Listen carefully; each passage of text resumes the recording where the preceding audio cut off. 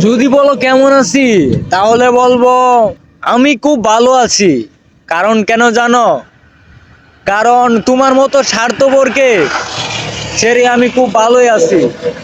আমার ভাগ্যটা অনেক ভালো, আমার ভাগ্যটা অনেক ভালো। তুমি আমাকে খুব তাড়াতাড়ি ছেড়ে দিছো। আল্লাহ জানে যদি আমার আরো একটু লেট হয়ে যাইতো। সত্যি বলছি, আমি তখন মরা ছাড়া আমার কোনো গতি থাকতো না। কিন্তু আমার আল্লাহ আমাকে এটা করতে দেয়নি। আমার আল্লাহ আমাকে খুব সহজেই বেঈমানের হাত থেকে মুক্তি দিয়ে দিছে। একটা স্বার্থপরের হাত থেকে মুক্তি দিয়ে দিছে আমাকে। আর তুমি আমাকে প্রথম যেদিন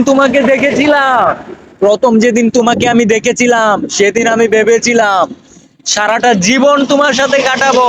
কিন্তু সারাটা জীবন যে এই অল্প দিনে শেষ হয়ে যাবে, আসলে এটা আমি কখনোই ভাবতে পারিনি। আমি জীবনেও ভাবতে পারিনি সারাটা জীবন যে এভাবে শেষ হয়ে যাবে। আমি সত্যি তোমাকে ভালোবেসেছিলাম, অনেক অনেক ভালোবেসেছিলাম, কিন্তু তুমি কি করলা? শেষমেশ আমাকে অপবাদ দিয়ে চলে গেলা। এখন জানো, প্রতিটা রাতে আমি তোমার জন্য কান্না করি, অনেক অনেক কান্না করি, কিন্তু আমার কান্নার শব্দ তো তোমার কান পর্যন্ত যায় না। গেলেও কি আর না গেলেই কি, তুমি তো আমার খোঁজ খবরই নেও না। আমি এতই পর হয়ে গেছি, আমি এতই স্বার্থপর হয়ে গেছি, আমি এতই গরিব হয়ে গেছি যে আমাকে একটিবার পর্যন্ত, এতদিন হয়ে গেল, একটিবার পর্যন্ত কল দিয়ে আমাকে কেমন আছে জিজ্ঞেস করার করতেও তোমার লজ্জা হয়। আমি এতই খারাপ হয়ে গেছি, আমার ভাবতে খুব অবাক লাগে।